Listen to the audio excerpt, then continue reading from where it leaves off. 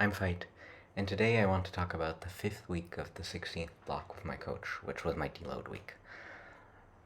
More or less the same as all the weeks before, just scaled down by a pretty large margin, pretty substantially. Um, a little bit with volume, but mostly just intensities, scaled down. Usually I don't make a video about my deload, but I figured maybe it is kind of interesting to see like my strategies for deloading, what I do. And so we're gonna talk about that. So mm, my skill training is mostly volume that I cut because cutting intensity can be kind of hard. So I scale down the volume, remove usually a set. If I do 4 sets, I usually do 3. That is kind of for the skill training how I do it. For the weights, I drop intensity and sometimes a little bit of volume on the later sets. And on the assistance, I drop it to like intro week or lower levels if I added a set through the mesocycle. Now, this is of course also directed by my coach, but this is how I do it anyway, like either way. So, I also take this time to play around a little bit with my skills, figure out where they are, what I have to adjust for next week or next block. That's why you just saw me do a full front lever. I just wanted to check in with the skill, see what it felt like. It felt okay. I don't do a full-on hold, just like a few seconds to see what it feels like. It felt fine.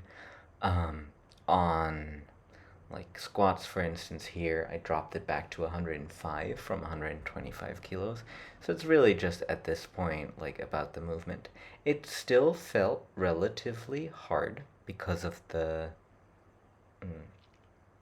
fatigue that was accumulated from all those weeks of training, but it felt manageable. So that's the important bit. And then the week after, I'm usually recovered. So now I'm like halfway through my intro week as I'm recording this, and I just feel good. I already did this workout again, and yeah, everything's fine. So even though during deload week I might not feel 100% yet, after deload week I usually do. So that's kind of also a thing to look out for. Yeah, so that's kind of how I structure things. This deload, I also didn't do my second lower body day with the deadlift focus because I was in Berlin for my yoga teacher training like the last weekend. It was very hands-on, and then on Saturday evening, one of my friends asked me, "Hey," that was the evening where I wanted to work out, and one of my friends asked me to go climbing instead, so I went climbing instead. And it's a upper body workout kind of, if you want to be pedantic about it, not a lower body workout. But who cares, right? I mean, this is just about, okay, how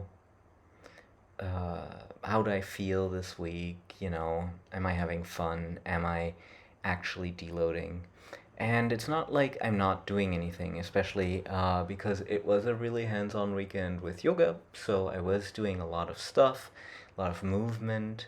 I'm walking a lot during those days, probably like 18, 20,000 steps a day. So like I still keep active, and so I'm not too worried about it. And it's mostly about removing fatigue at this point. And 18 to 20,000 steps, depending on where you go from, might be a lot or very little.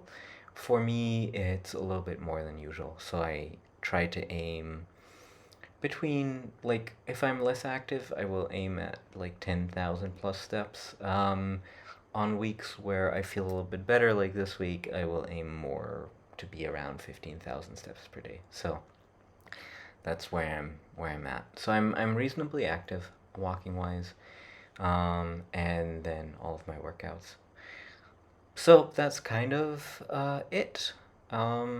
I think that's what I have to say for my deload. If you're interested in any strategies that I employ or anything like that, just let me know. Just know that, I'm not an expert on any of these things. I'm just a guy who likes to work out. I like to think that I picked up a thing or two over the years, but, you know, nothing special. Anyway, have a nice week and see you around.